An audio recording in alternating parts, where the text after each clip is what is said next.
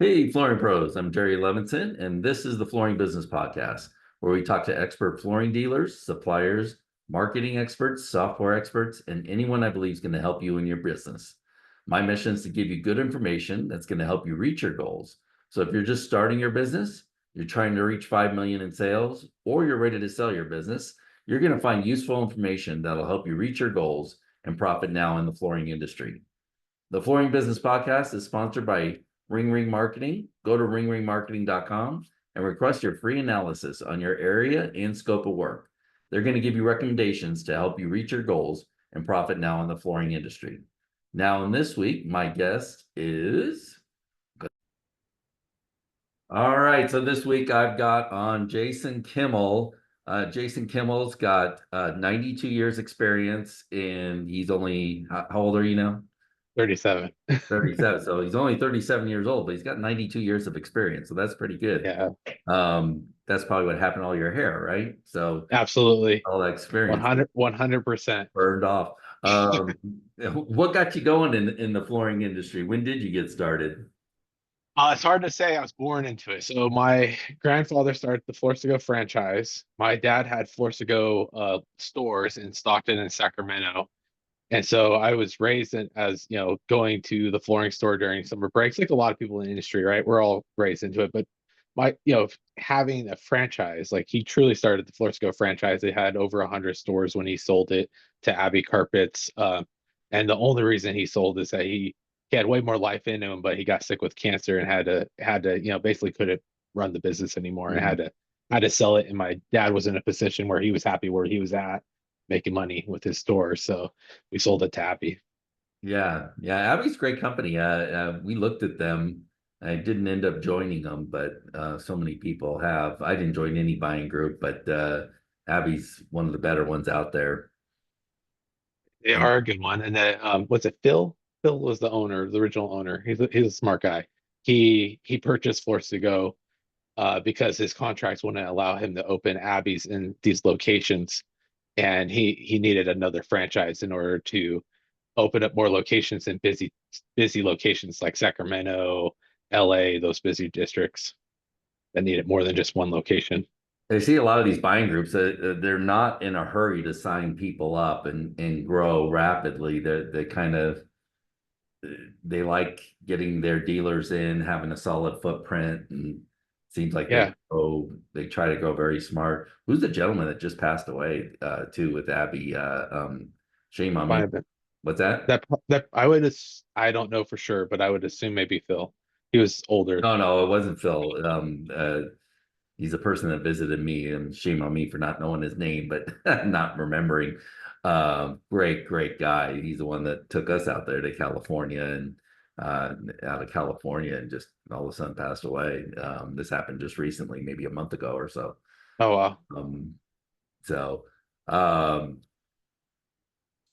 when did you do any installations then?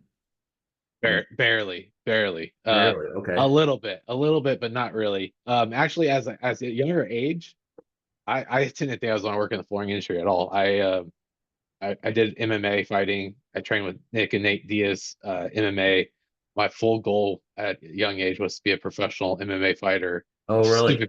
Stupid goal looking backwards. So I would go back between working with my father and working with what was like a second dad to me. He owned a GC company, but also had a gym where we would go train out as well. And so what forced me to actually go work for my dad was I had broke my hand practicing. I dropped a guy on my hand and it fractured my hand. And so instead of going off work, I just pivoted from working construction to going to be a salesperson. So that sounds like a rich dad, poor dad story almost. There are so many opportunities within the flooring industry. It's just endless. The things that you can do, but I could see when you're young pivoting away from it and Yeah. not wanting to get involved in the family business and doing flooring. So did you end up getting like reigniting the passion for it? Or is it just, oh man, this is just screw it. This is my life. This is what I'm doing. No. I think I just started to really when I work hard. I put everything into it. So I started, my grandpa had that nature. He was a very charismatic person. If you showed up at his flooring store, he would already be there. He'd be cleaning up and getting everything all prepped for the day. And so I got a little bit of his work ethic, luckily. And I always looked up to him. And so I started just getting to the store. I would clean. I wouldn't just be a salesperson. I'd be the one cleaning the warehouse, organizing the displays, reorganizing them, pricing it out, getting the information, entered into the old school RFMS that you had to have like two computers up because it was so slow.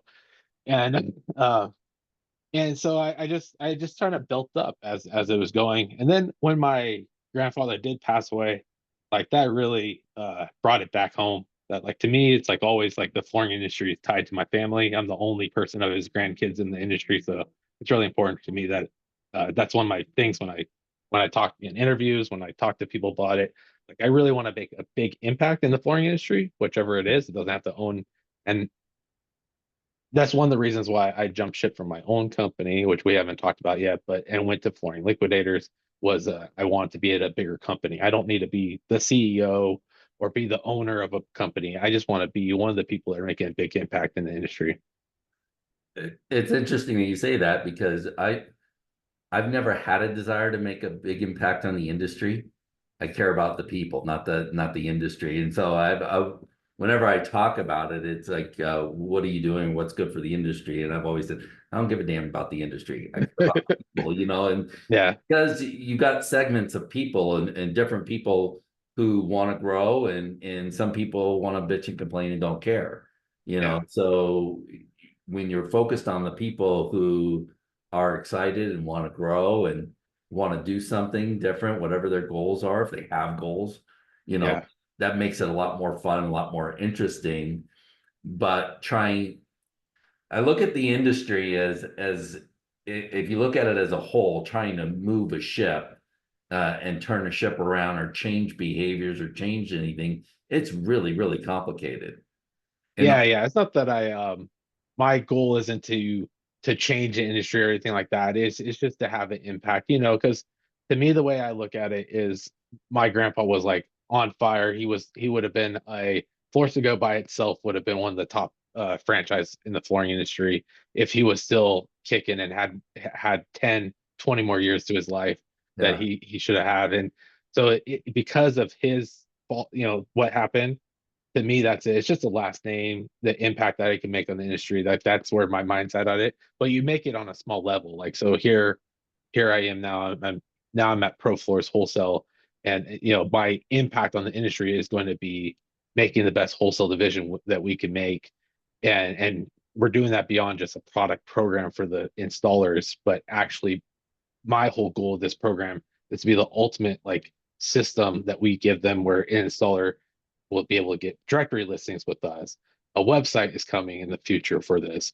Currently, because it's just starting, they're getting one-on-one advice with me, on how to run their business. So it's like that. You're helping individuals, but that right. That's like great. you're making a big impact on the industry with your group and everything that you do. You're everywhere. So the little impacts make a big impact. Thank you. What did you do initially when after your grandfather passed away? What was your next move? When my grandpa, so I might not have been in the industry when my grandpa actually passed away. So I left my dad's business because we were in the recession time and things were getting really hard, especially for us. We were getting beat up by the box stores at that time. We had big locations. He didn't listen to me. I actually, even though I was a manager of Sacramento location, I called myself a supervisor because I couldn't fire anyone. I couldn't do anything. I couldn't make any decisions. So it was still his way, which was the old school way. And so not that it's to bash him too much. My dad's very smart on business, but like on the new things and trying things, like as a kid, like around like 18, I was like, hey, right at the time that we should have been doing Google ads, like, hey, Dad, maybe we should stop doing the newspaper that's not working and do Right. some Google ads. And he was like, yeah, no, no, no. And those type of things. And so that definitely made the bad market even worse, right? So you were still doing $5,000 newspaper ads that, you're getting excited, hoping that's going to convert, and nothing comes from it, just Right. wasted money. And so then I had a kid on the was coming, so I went and actually pivoted and took like a union job for a year and a half, and was working, and that would be probably around the time that, yeah, that was right about when my son was born. My grandpa passed away, so right about that same time is when my grandpa passed away. And so Mm. I worked that job for a year and a half until that market kind of came back, and my dad finally closed his doors because he owned his buildings, and he like, I maybe I just lease out the buildings or something like that instead Yeah. of running a business. And so that once he closed, that's when I got back into it. That's when I opened Vineyard Floors, a shop at home business, and really got back in the flooring industry. I have several father-son clients, and that is fascinating, that dynamic. And then I've talked to several of them too that don't get along, that have that, we're going to do it the old school way, and they don't want to get up to speed with the technology and the things or the Yeah, pricing. That's yeah, the real hard part, is when dad can't keep up with multiple price increases, and they feel guilty about charging so much more money, and don't know how they can possibly do that. They also have a hard time because they're not paying installers the going rate. yeah. So it's this kind of whole thing that comes crashing down on them. And I've had several that let their kids go ahead and do it. And they're very grateful that, okay, that kid's got the energy, the excitement. And when we implement the programs, what they really love too is I bring them back to the way they used to do things, because I'm not a fan of tablets. I'm not a fan of these computer programs. I go, when you sell in the home, I guarantee your closing rate would go up with a pen and paper over a tablet. I agree with that. Yeah, even though I love technology, I do agree with that. Yeah. And yeah, I to give it to my dad. I won't let it bash my dad too much because he's probably gonna watch this because he's in the industry still as a flooring inspector. He's very good at the business side and the pricing side and all that stuff. And I just always give him a hard time for those little things like that he didn't pull the trigger on with me. From my perspective, it's an understanding of where they came from and what makes it difficult to raise the prices, and what makes it difficult. It's also the same for installers. Very hard for installers to transition into a retail store because they know very much about the product and the installation, but they don't know about marketing, sales, pricing. And now they're stuck having to price products at 4 times the price that they're used to, and they Yeah, feel terrible about it. They feel like they're ripping customers off. But that's where you need to be to run a retail business and pay for the overhead and the marketing and employees. So it's a really difficult transition for them to make. So you gotta sympathize with them and understand what they're going through to be able to get them to come around. And but going back to some of the old ways that they used to do it, it used to work really well, whereas we've adapted to technology, and it's like the technology has slowed us all down. You're like, well, I got to go back and put all yeah, this it on the does. computer and make sure the computer's happy before Yeah, giving the customer a quote. or you're entering something in a CRM and you're entering into ERP because they don't talk to each other. So yeah. And when you talked about you could sell better with a pen and paper, that made me think of my grandfather back in the day. He was very key on that. Somebody is leaving with a deposit down on the flooring. And this is back when they didn't Yeah. measure, right? So this is walking into the store, you're looking at a carpet on rug on the floor, and you got to hold it because this is in stock. You got to put a hold on it. We think you got 1,000 square feet. Let me just write it up for 1,000 square feet. When I get out there and measure, we'll change it. You just got to put $100 down. And if they said, "Oh, I don't put down $100," you'd be like, "I'll let you do 25." Yeah. Just put some money down and lock in the sell so that customer stops shopping, because the customer will shop up until the minute they put $1 down on something. Now they feel like they've committed to you. They're no longer going out there and shopping. We're really pushing a new marketing strategy where it is $100 down. Get whatever you want for $100 down, which is more effective than $0 down. And you create a very simple process. That's what it's about. It's about the simplicity of doing business, getting this thing started. I can get started for $100 down. everybody's got $100 to put down. Yeah. You And know? for the people out there, like with sales, the hard part is, right, you're a store owner and you say it, and then a salesperson in the store, there's some that will not do that. They'll get pushback. They'll say, okay, we'll just get this saved for you. You just got to put $100 down. They get their first no. Like, one of the things I do is you have to train your salespeople to beyond the first question. You have to train beyond the first no. Like, I train my staff here. I'll be training them on at least like 5 no's. Like, one, our goal is not to sell the retail level. Our goal is to sell pros to get into our program, which is pretty easy, because it's free and you could sign up and you get free samples. It's a no brainer, but you will get no's, and you have to train beyond the first no. Well, one thing I try to tee everybody up and prepare them for is everything that we're doing when I'm coaching with somebody, you're going to get evidence that this doesn't work, you know. But right now your closing rate's 30%. So yeah, 20-30% of the time people are going to say no, or your prices are too high, or you're going to get some pushback on the way that we're doing things. But the goal is to improve and Yeah. to bring that closing rate to 50-55%, to bring those margins up to 40-45%. So if we can get improvements, don't worry about the couple of times when people object. They came into your showroom and saw I'm big on pricing in the showroom. Well, Yeah. you're going to get a customer that comes in and objects. Well, that doesn't mean you throw it all out. It works. It overall works better to have pricing in your showroom. So just because somebody came in and complained, you might have even gotten a review from the high pricing that you're showing. Yeah. But Yeah. net win is what we're going for. And the selling is natural for people like probably you and me. It's like at the point where you're natural with it, right? So you got to also train your staff to have the selling. And that's like for us on the pro life, like the pro level, that's what I'll be training pros to do on their level. But like, you got to get beyond, like, say you got a rug, it's on the floor, you got like 2 rolls left, and the customer says, hey, I don't want to put $100 down. That's a big commitment. You would say, yeah, I understand that $100 is a big commitment.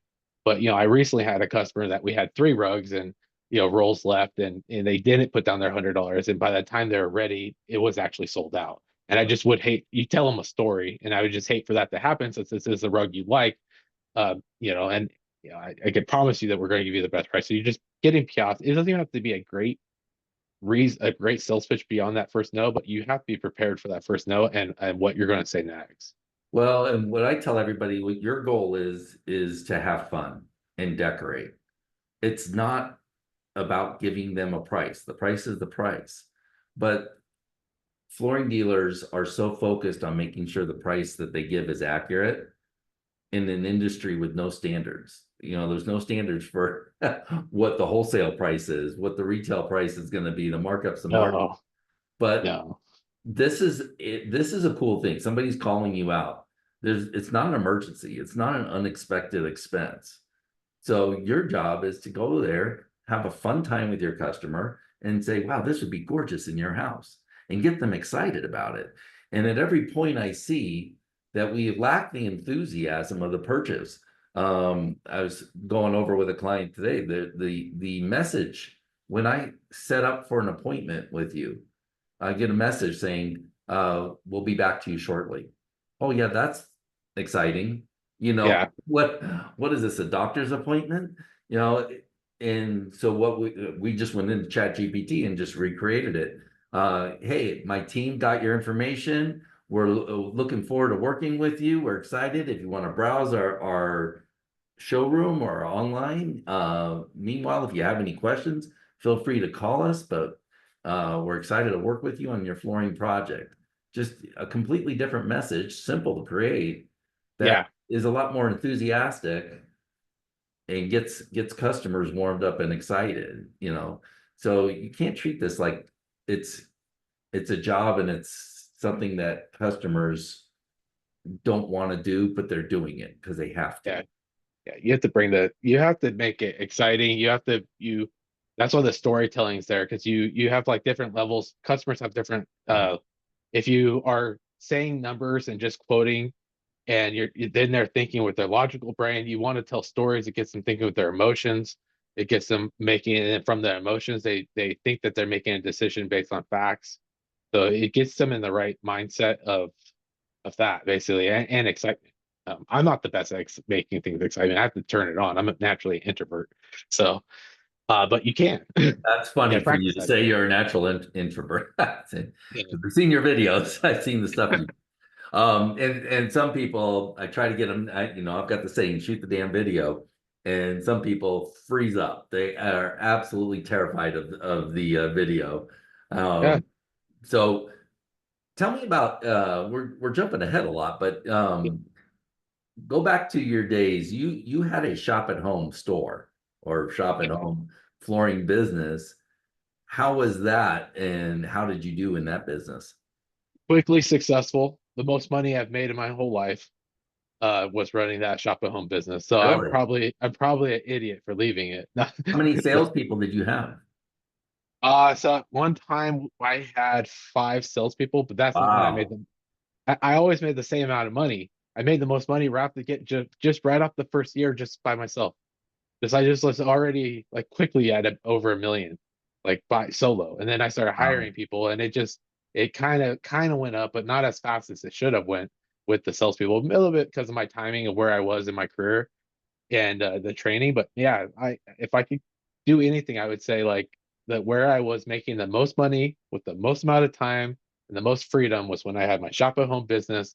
It was just me. I was using subcontractors and I was golfing 1 to 2 days a week Really? and doing my measures and just lining everything up. And life was good on that level. So what made you get rid of it? Did you sell the business or did you just close it? No, no. So COVID happened. So once COVID happened, I had those employees. Um, Maybe not the best team. I was at the point where our culture wasn't right, things like that. So, and COVID was making everything worse, right? COVID happened. I pivoted and I grabbed a bunch of commercial work at like no margins because I'm just like, let's just feed ourselves. And then everything went back and blew up, and all my workforce was tied up in commercial for at least about 6 months. You're in California, right? Yeah, Yeah, so we're in Arizona. We have one bad month. One month where it wasn't as good as the previous year I through pivoted COVID. really.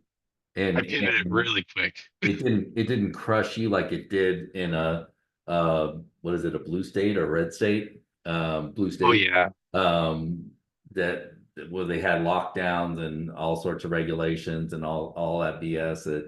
It just really killed you guys. But here Oh you would have done phenomenal in Arizona.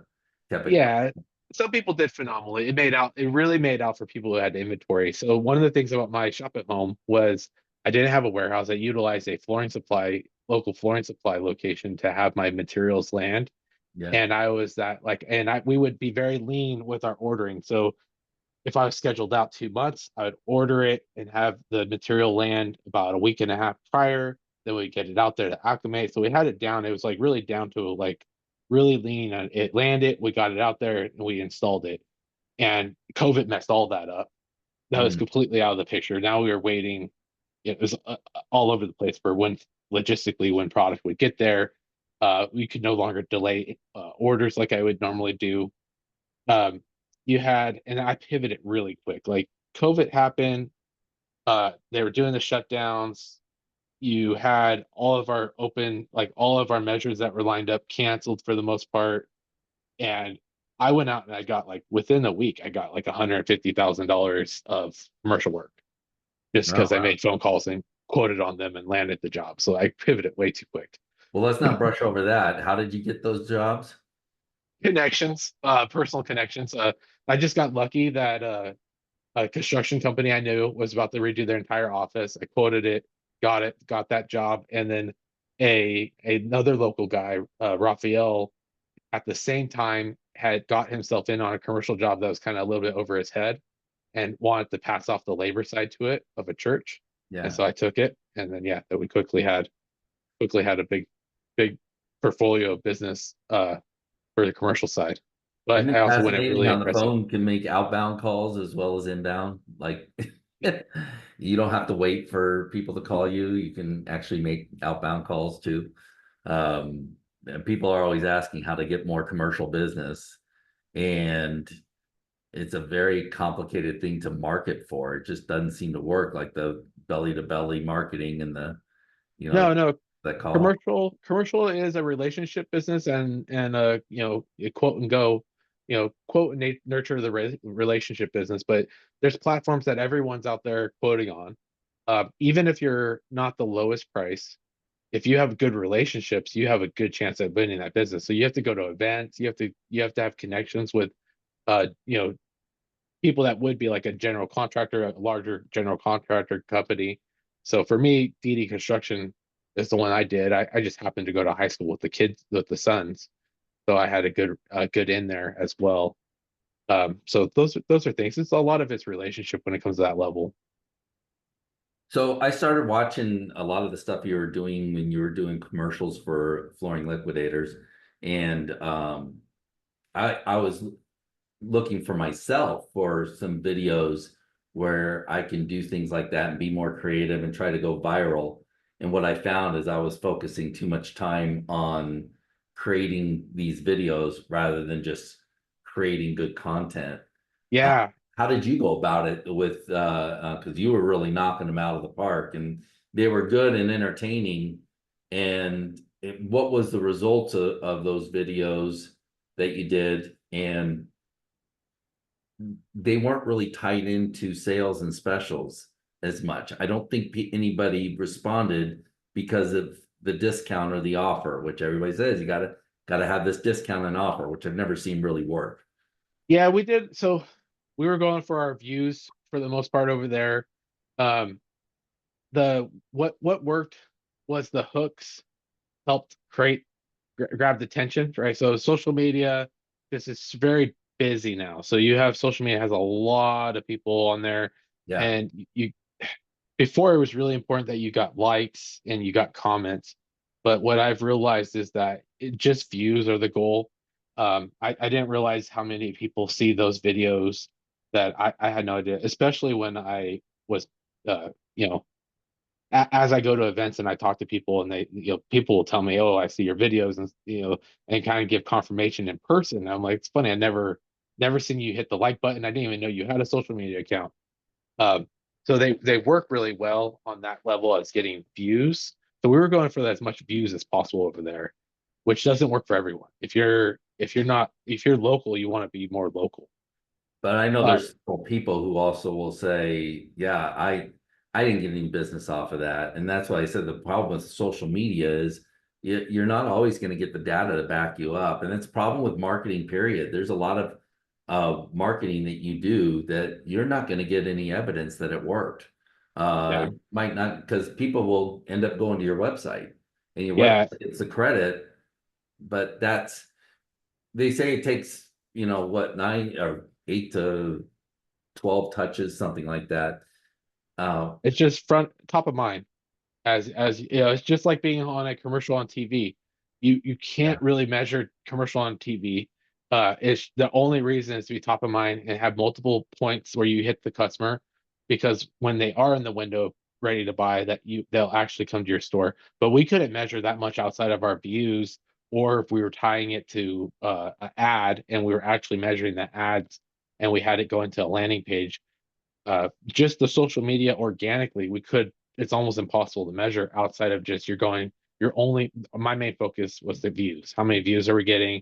And then you could look at where they're coming from, what cities, but you also want local views. So more importantly is that we're getting views and we're getting a high amount of people at our locations. But I did it quite a bit different. Like I had success with social media at Vineyard Floors, my shop at home. And that one I spent maybe 5 minutes a day for the most part on. And all I did is took the manufacturer's content and took it and repurposed it every day. I was just consistent, because the consistency of repurposing Right. the MSI, the Mohawk, the Shaw's content that they're already providing for you, and just posting it out there, and slapping your logo on it, and changing the post caption, that worked really well as well. And then with Flooring Liquidators, we're actually making funny content and trying to be more aggressive with that, and that worked. um, it's completely different than what we're going to do here at Pro Floors. I don't love it as much, but it worked. I mean, you saw it, other people saw it. better No, be they get comfortable. familiar with you too. So if you switch these commercials up, and let's say you do somebody different, it it it just doesn't work as well. I mean, the branding is you. So having that consistency, and whether it's the owner or an employee or somebody, but consistently branding with the same person, it's very effective. I mentioned it in the book that the Flooring Business Playbook that it's your 12th video that's the best. It's always the 12th video. Oh And yeah. something I say because it's like, well, to get to number 12, you got to shoot 11. You know, Well, yeah. it's i- you got to get going and get on a If you roll. Yeah, if you go on YouTube and you look at any YouTuber, Mr. Beast's first video was awful. Any YouTuber that you go and you find, if you go back all the way, and a lot of times they like to keep their first video as like a memory, and you go that back to their very first video, it's always awful. The only reason I shot those videos was, I mean, people think flooring liquidators are huge and massive, they're successful, but not like we budget wise, there's no budget. So the reason why it became me was like, okay, like let's do these videos. Who are we going to hire to go film these? And they're like, we're not hiring anyone. And so it's like, okay, well, looks like I'm making videos. And so it just became a default. It's like, okay, we don't have the budget to hire a professional to film the videos. So Yeah, I'm going to step in and make the videos. It wasn't something I thought I was going to do there, but it's just one of those things that, we want to make content. It was some of the things that the CEO was telling us to do, and we had to make the best of what we had. right. Yeah, that's great that you stepped up. Isn't it funny though, the owner sometimes that's the guy that should be stepping up, even if he's telling the people, here's what I want you to do. And I try to get some owners to do that. Make sure that your people are shooting a video a day, and I was in this one store where he had like five salespeople working 7 days a week, but most of the time they didn't have anybody coming in. I'm Yeah, like, everybody should be shooting one video a day, yeah, and but more. at least. You should definitely be doing content if you don't have anyone there. And more important than that is outreach. Yeah, I mean, I like my social media tool that I use the most, and it's we need to get you on LinkedIn. But it's what I call social prospecting. You are you're making contacts, you're connecting with them on sites like LinkedIn, Facebook, Instagram. You're not sending them a sales pitch a lot of the time. You're connecting before you sell. Like I can't just call you and be like, hey, I want to sell you, flooring. I don't even know you need flooring. Uh, but you have B2B that's in everybody's portfolio. Everybody needs to sell to some contractors and have some type of B2B sales where they're selling to someone who's on buying on a repeat basis, whether it's interior designer, and you know who they are, and you just have a list, and your employees should be calling them. Your employees should be on social. My employees for the wholesale division will have a professional work Facebook and LinkedIn where they will be doing this. This is part of their job is to go on there and connect with all of our vendors on social media as well and have a platform. Rodland does it really well. What does that take to get employees to do what you're talking about, as far as doing that outreach? I mean, you can't just say, "Hey, you guys got to do some outreach." No, but I'm training them on how to do it. So I'm personally making their accounts, their business accounts. We're gonna have the headshots. I'm training them on the this is the number one part of your job. And I did this at Flooring Liquidators because I didn't just do those commercials at Flooring Liquidators. I did the website, the wholesale division, the marketing. So I did a lot of things there, and I had wholesale guys, and we did the same thing over there. I want people to understand what it takes, though, for like when you're working with, you don't come into a meeting and tell people, "Hey, I want you to do this," and then boom, all of a sudden they do it You on a have regular basis. you have to show them. You have to train them. You have to actually build in the training, You which create the will be script. no. I don't like scripts. Wait, I go off of you probably go off of New Cell Simplified. So the Cell story from Mike Weinberg's New Cell Simplified book. I got that from Jason Goldberg at his boot camp. Yeah. That's the first time I heard about the book, and from there, that's the core of my sales for training with the salespeople. One of the core books that we go off of, and from there we have the sales story. And you don't follow the sales story like a script. You just memorize it. Like you keep on reading it until you know it like it's the back of your hand, and then you're gonna naturally flow with that. But I don't like scripts. I like having like a little bit of a process of like you're going to go through. These are the steps you're going to do. You're going to contact this. You're going to look for these people. You're going to find them. You're going to say hi. You're going to connect first. And then once you get your opening, you could get into a phone call. You're not selling product on the message. You're selling a connection and to maybe trying to get a phone call. From the phone call, you're going to still kind of still be connecting, and you're going to find out their needs, and then you're going to relate of like if you, whatever you're selling, how it relates to their pain points. Um, we were just talking to a guy that does a laundry service the other day, and he was saying that he goes into businesses and asks them if they need laundry done. He said he's never picked up a client visiting a store less than 3 times. It's a minimum of 3 visits, and it often's a lot more than that. But you'll never, on number one, number two, you'll never pick up a client. This is a laundry service. So imagine doing a high ticket item like flooring. How many touches does it take?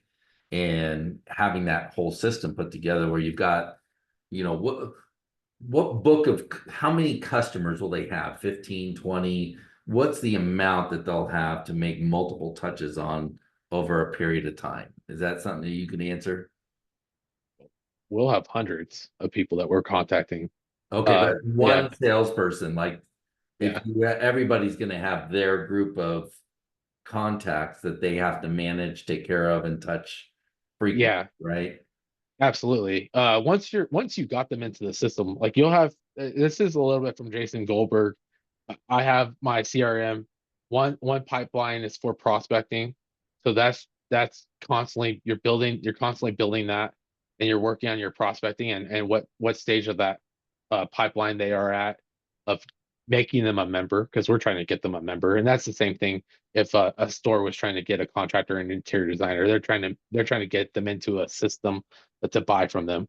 And then from there, you're into quoting, right? You're just tracking the different pipelines, just your quotes. Once they're there, you just want to maintain relationship and make sure it's consistent and you're following up, that you're checking in with them. But on the prospecting, it's hundreds that they'll be going after. It really is hundreds. And I guess that gets scary, but like it would be like 10 a day that you're calling, 10 to 15 Yeah, that's a not too much, day. so that's not a big. No, So do you have a scorecard, or is it all in the CRM no, their scorecard is how many accounts they make per day. And then that's evaluated every week. every week? You have Yeah. your meeting that you Yeah. evaluate, or And it's I mean my sales management system is straight from Mac Weinberg, like almost 100% with his same program, because he has the new sales manager simplified as well, and so that's a great management book. And yeah, so my meetings, I do a weekly meeting with the team to answer questions and go over things, and then I do a monthly one-on-one, and that monthly one-on-one is just going over KPIs, and we just evaluate if they were hitting their numbers, which it's what I set is always hit. So it's very manageable, that if they're hitting their numbers, that it should be simple. If they're doing their calls, they're gonna hit their number. And if the meeting is basically, if you hit your KPIs, the meeting's kind of done. It's just, hey, congratulations, you hit your monthly goal. If you're not, it's can I, as your manager, help give you the tools you needed that you weren't getting in the weekly meetings to help get your numbers up? And like, yeah, how do we work on doing this?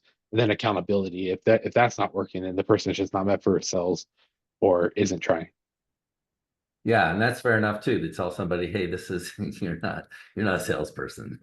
You're a good person. You're just not a salesperson. So you need another job somewhere else.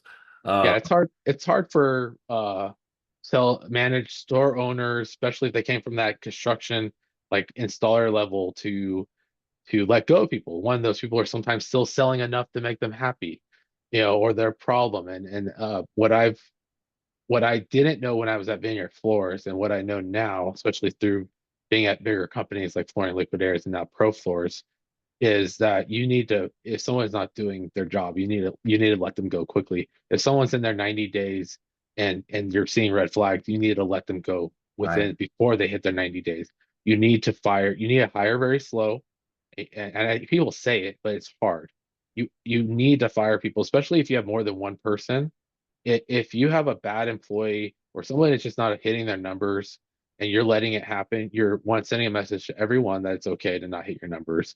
But if you have a bad employee that brings bad culture and you're not letting them go, you're affecting all of your other employees. You have to be willing to fire people if they're not the right fit. And it's a hard one for people. What's the name? It's also, yeah, it's hard to hire slow too because you get nervous. You don't want to lose somebody. So you Yeah. jump on it. I have a process of hiring where if they don't call me back, I don't hire them. Like I give them Oh yeah. information and I say, if they're not going to follow up with me, what makes me think they're going to follow up with my customers? You know, Yeah. um, I don't I'll have that built in, but I do that often where I even with vendors, sometimes I purposely don't reply to see what type of vendor they are, what type of rep they are. Are they open their account? Are they going to go and get the first order? What are they going to do? And I like to pause sometimes and until I get to a point where I go, okay, I actually need to buy from you. And I'll pick up the phone and then I'll tell them straight up, why didn't you call me? yeah, no, I love that follow up. I have certain rules in our process I want you to follow when you're applying for a job. But I said, if somebody walks in and they want that job, I got to consider that. I got to consider somebody that's willing to put themselves out there, be aggressive, and pitch themselves. Yeah. Well, we're in the very beginning stage at Pro Floor Wholesale. Like I've been setting it all up for, up until this point. And obviously people trickle in and buy from me consistently everywhere I go because I have my network of people. But like we promoted the person in Hayward location, but we hired new in the Sacramento location. And so we hire very slow. I had a virtual interview, in-person interview, a working half day interview, Oh, wow. multiple people in the company is with our hiring process will interview that employee and make sure that we all agree. Do they know they're being interviewed, or is it just kind of a casual thing? Like they just talk to them? No, it's kind of like it's almost like a training day, right? For that half day, right? Yeah, It's a working interview, but it's a training day to make sure that we always tell them it's more important that they're getting a feel for us as a company, that this is somewhere they want to work at too, sure. before they make that change. And for us, we're making sure that they are the type of person, we're getting more time to figure out who they really are. Yeah, yeah. You bring up a lot of drama and stuff. Oh my God, my last job, my boss was such a jerk. That's a red flag. Don't hire them.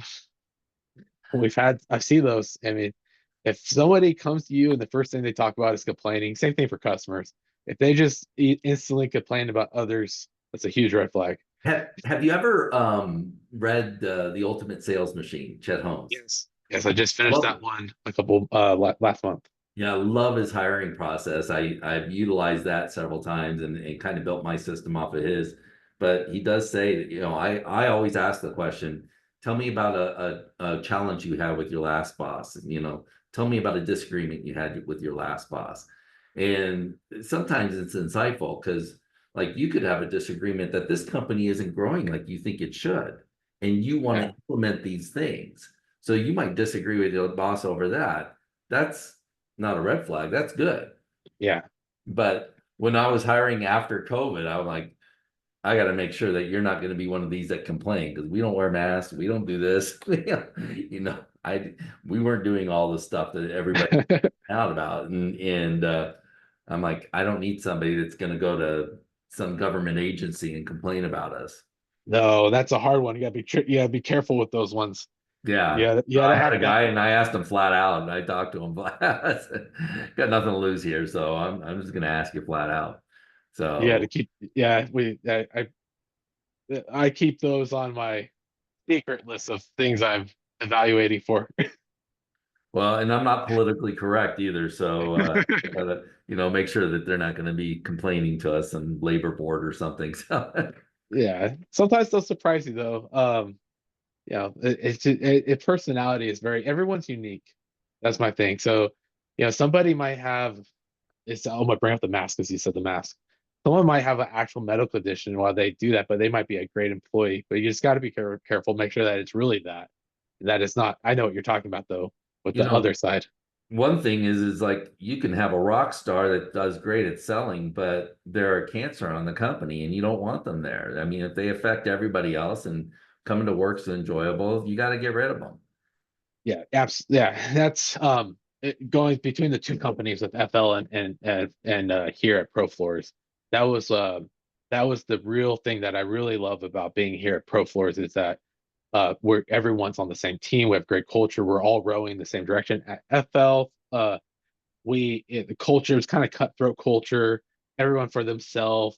You Yeah. could bash someone on a company email and make yourself look better. It was rewarded, not you know not shunned. Where that's not like that. I've never even seen that here at this company. So it was a blessing everything that happened that led to me to get here. But the culture wise, yeah, those are things that are you don't want that. They're cancer, and if it becomes when it becomes the normal, then you just have a whole company and everyone's out for themselves, and it's not going to be as successful in the end. Right. And even if it is, you'll be miserable.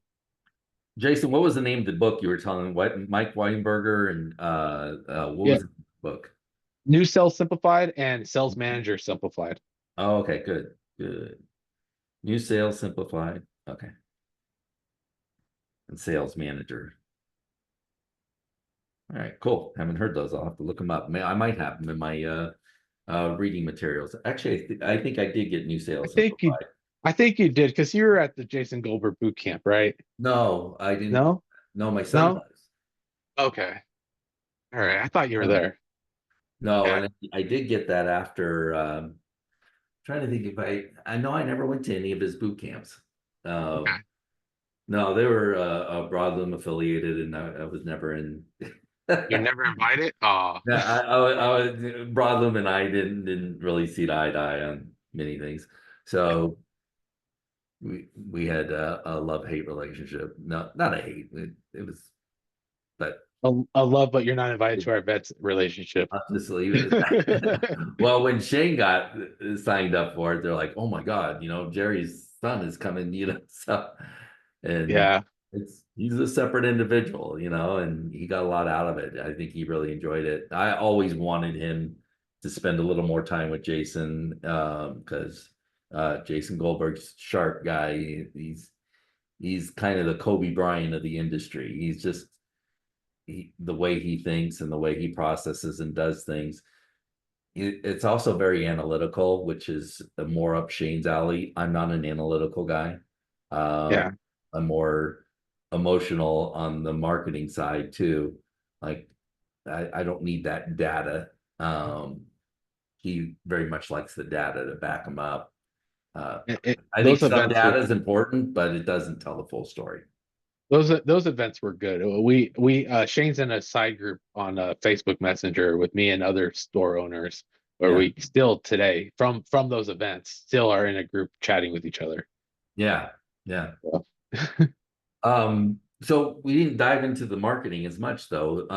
Tell me about that marketing and what kind of advice would you give to retailers who they're struggling with it because my feeling is with the marketing companies, the marketing companies aren't creative. So they're not going to do anything creative, they're not going to do anything unique. They don't give good advice on how you should market. You, yeah, as the store owner, you have to drive it. You have to go with your gut feeling or talk to people like me or somebody else and really help lead your marketing efforts because the web company isn't going to do it. no, you need to be very careful with marketing agencies that will not perform. Some will blatantly rip you off. So you have to be really careful with those agencies. Like they will charge you a setup fee, charge you a process fee, and then if you give them the freedom to choose who they market with, not only will they take their commission fee, but they'll choose someone who gives them a kickback commission on top of that. Right. By the time you're done, you're already 60% of your actual money moving. Where a lot of this stuff, I mean, I can't teach people how to do these things. Google ads work, but it's a little bit complicated. Google directory listings all over the place is normally completely free. There's some platforms that are pretty affordable that will help you do that even quicker. But that's SEO for the most part. The biggest one is directory listings, making sure that you're on, and this is to be like the nugget of information, hopefully here at the end, that makes people worth it for these people to listen to this, is that you get yourself on Google listings, you get yourself on Yelp, you get yourself on as many, all your correct data as on as many platforms where you can, whether it's Thumbtack, even if you're not going on Thumbtack to get hired, you're on Thumbtack, you're on House, you're on all of them, all your information out there. And It there's over like 50 platforms. There's a lot. there's, I mean, your number one is Google. Your Google listing, you should treat like a social media page. When you do post on your social media, you should be constantly every week doing an update on your Google listing. If you have an event, you should be listing it on your Google listing. Every photo that you have should also be going to your Google listing. Those are very important. Every review you get should be getting a reply on it. Every customer you have should be getting a thank you for doing business with us.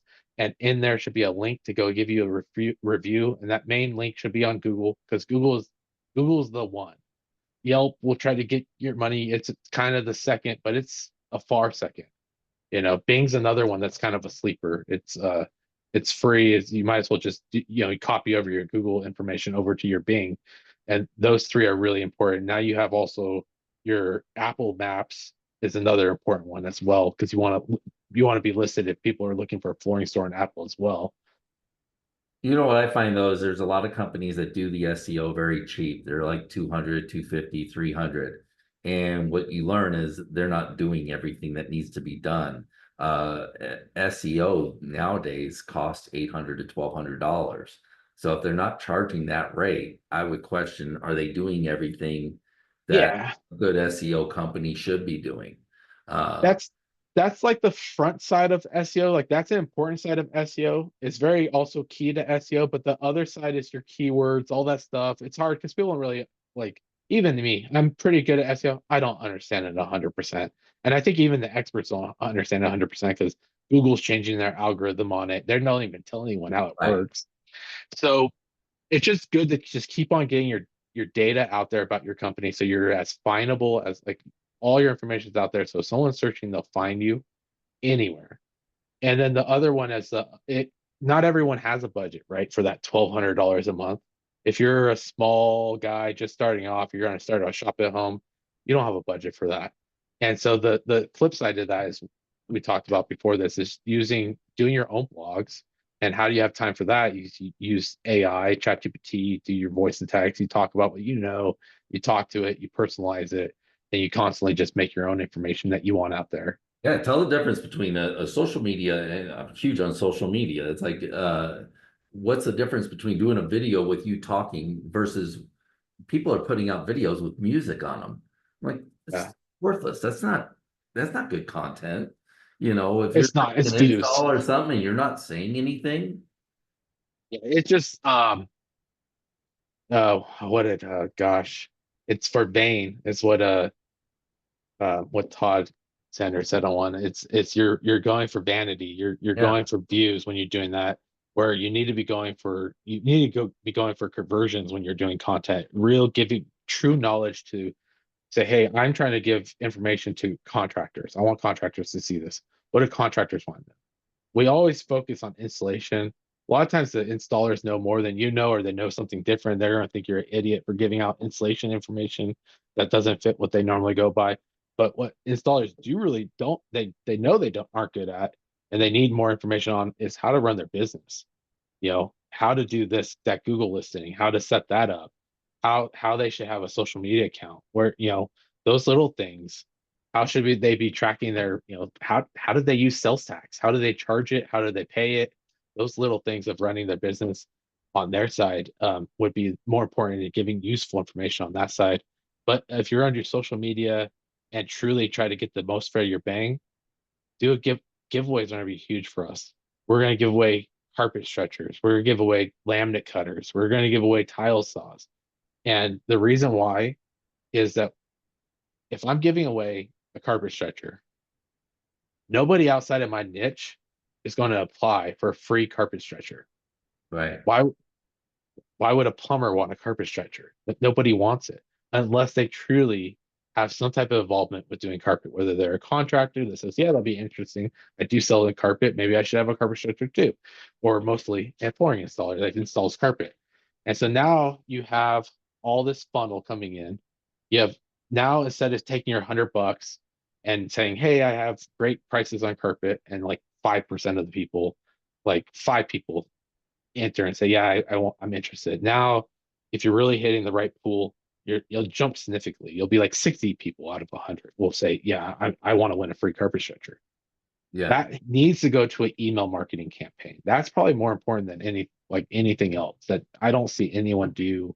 They didn't do it properly over at Flooring Liquidators when I went there.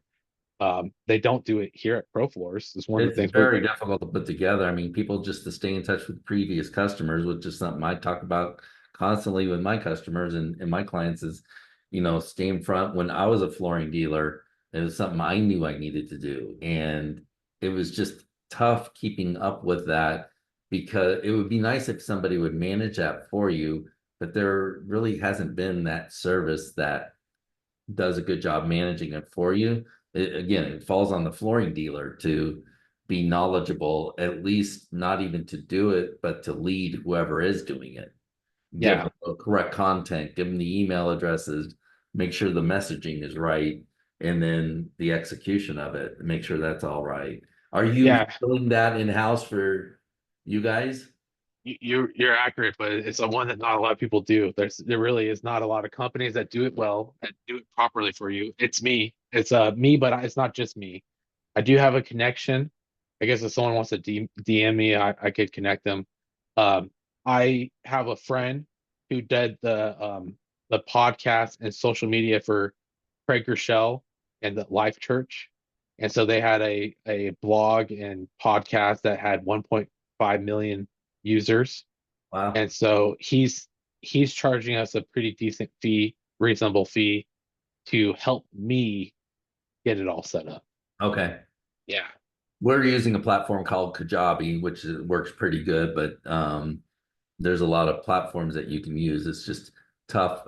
Floors app was working on getting something set up. That would have been phenomenal. Hopefully they still get that done, where you can do the marketing right from Floors app and don't have to download all those names into a different thing like Constant Contact or MailChimp.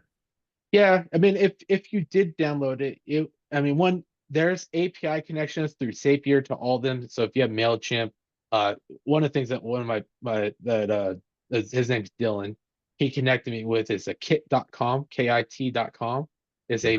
a email marketing one. What I was going to do on Mailchimp, it saved us just that referral of that one platform is going to save us $300 a month compared to Mailchimp, what we needed to do on Mailchimp. Um, so the Here's a setting it all challenge up. I had. I used something called Robly. And if one or two people complain, that's enough to shut you down, and it could Oh screw up yeah, the site. The other problem I have with Robly is like only half of the people got delivered, and these were all names I had in my database, but they didn't go through the verification process of a more marketing campaign where somebody enters their email address. It was something I entered from my database, which isn't good enough for these programs. So your emails go into spam. And it's a lot more complicated than people would think. And that's why I absolutely. think all of us are terrible at it. So maybe Yeah, one way to re-engage people is to offer some kind of warranty or service or say, hey, we want to update your warranties. Send us your email address so we can update your warranty. And then maybe you got the permission now to email them through whatever program you're using. yeah. If you have an old database, I wouldn't, unless you're like us, right? So our property management database is good enough, right? Because we have relationships with those people. So we're going to take ProFloor's database and add it to the email marketing campaign. And there's a relationship there. No one's on it. We're not going to have a high spam flag rate, and we're going to nurture it and not overdo it. We're going to just be more useful information and be top of mind, weekly and monthly. Yeah. So, and if we have events, that we get to have the events post in there for the pro one, the contractor. It's going to be right from the very get go that it's being built in. So, but yeah, you'll get a spam one. The only thing that Flooring Liquidators did have for email marketing that was good was their pro program where they sell wholesale. And those guys were, that was a solid 1,000 uh email database. And a lot of times it was just price updates, which so they still weren't doing it right with actual true useful information. Videos, you could take your videos and then upload them and you could have the video in the email. But even that, it should just be simple emails. uh, One person that does email marketing, it's Dave Ramsey does a good email marketing campaign. If you want to know how to do it, just go sign up for Dave Ramsey's email marketing campaign and kind of see how they create their emails and send them out and mirror that. Who's really good at it? Sign up for any trading platform, anything, a trading coach or trading guru. Oh my God, those guys are marketing Oh geniuses. yeah, yeah, They're annoying, but yeah. I do that. I'll sign up for copy those ones as somebody well. like that. They're incredible. Oh, by the way, about halfway through this, we witnessed a murder that happened behind you. So we might use this film for evidence. Oh, right here? Yeah. Saw an LA riot go by. So, um, I'm pretty close to Oakland. are you? So I'm here at Hayward. Oh, that's So like right crazy. now with all the riots going on, I'm like, should there be a route I'm avoiding on this way to work? Yeah, yeah. Hopefully your GPS helps you out with that. Avoid that. So, all right. Just put a Mexican flag in your seat just in case you run across it. Yeah, yeah. I say, I don't know if you want to make this an hour or longer. I say we maybe even do a part two where we just talk about marketing and that for the flooring Yeah, installers no, if they we'll like that. revisit it. Let's wrap this thing up. But yeah, thanks for coming on, Jason. Appreciate it. It was a great show. So we'll get it out there and get people listening in. What you're on the flooring dealer group. Is there a good way to get a hold of you if they want some advice and information? Right, yeah, right there, Jason Kimmel. I think on Facebook I'm Jason Kimmel Jr. I'm a junior. So I'm in the group. You also have me on LinkedIn and on Instagram. And if they want to email me, they could always email me at jkimmel@profloorsus.com. All right, great. And that's cool. You're working with Rick. I would love to meet that guy. I don't know if we've ever met in person. I think we did Yeah. once, but they signed up for a master class and it was right when COVID hit. And so we had to cancel it. The guy didn't ask for a refund or anything, just really, really great guy. But we were hoping to get back to it. I would have loved to have worked with him. Sounds like you owe us a master class. Yes, do owe you guys a master class. Hey, So see, it's a he's gonna win-win. send he was gonna send a few of the girls out to the master class. So that would have been Rick is a great leader and a business owner, like the best I've ever worked for in this company wise. Like he really is that type that finds talented people and gives them a platform to do their best and excel. And yeah. so, and he's a great, he's a great salesperson too and leader. So that it's culture here is amazing. Yeah, seemed like a great guy. So I was envious of him marrying the wife he did. So I went to Mexico and found me a nice Mexican woman to marry and following in his footsteps. All All right. right, good talking to you, Jason. Good We'll talking to you do too. round two someday. Yeah. We'll follow this up around too. Let have people comment and put in the comments that they want to know the full scoop and how to do the marketing. And I'll spill the beans on everything. Sounds good. We've got the marketing roundup, our the what do they call it? The town hall coming up on June 17th. So next week we're gonna do Okay. a town hall, just open conversation with flooring dealers and what's working, what's not working, a little bit of help and advice. So that'll be fun to do. I didn't know about that. If you send me the invite, I mean, if I'm allowed to join, I'll join. This will be our second town hall. So yeah, Okay. got it in the group. So if you want to join that, absolutely hop on. So we'll be promoting it more and more over the next week. All right. Sounds good. All right. Take care. All right, Jason. Good talking to you. Bye. Okay, thank you for joining the Flooring Business Podcast. Now, if you'd like to have a one-on-one strategy call for your flooring business, where we can review where you're at and how you can increase sales and profits by over 30%, go to jerrylevinson.com and request your free discovery session. Let's discuss where you're at, where you want to go, and how you're going to get there. I look forward to talking with you and helping you profit now in the flooring industry.